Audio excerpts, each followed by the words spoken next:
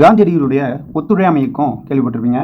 அந்த ஒத்துழையாமை இயக்கத்தினுடைய முடிவு எங்கே இருக்குது அப்படின்னா, அந்த சௌரி சௌரா நிகழ்ச்சி தான். அந்த உத்தரப்பிரதேசம் கோரக்பூரில் குறிப்பாக பார்த்தீங்கன்னா, இந்த சௌரி சௌராங்கிற கிராமத்தில் 22 காவலர்கள் வந்து அந்த இடத்துல இறந்துருவாங்க.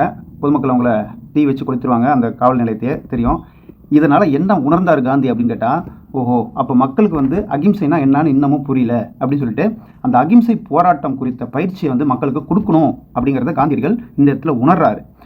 அதில் ஒரு பகுதியாக தான் காதி இயக்கம், அதை பற்றியும் இந்து முஸ்லீம் ஒற்றுமை பற்றியும் தீண்டாமை ஒழிப்பு, இதில் வந்து காந்தியடிகள் வந்து கவனம் செலுத்தணும்னு பார்க்குறாரு.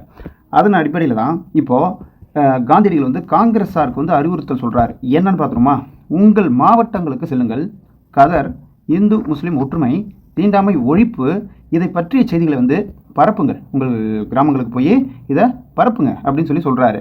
அது மட்டும் இல்லை, இளைஞர்களை வந்து ஒன்று திரட்டுங்க, அவங்களுக்கு சுயராஜ்யத்தினுடைய உண்மையான வீரர்களாக இளைஞர்களை உருமாற்றுங்கள் அப்படின்னு சொல்லி காந்தியடிகள் காங்கிரஸாருக்கு வந்து அறிவுறுத்தி சொல்லியிருக்கிறாரு.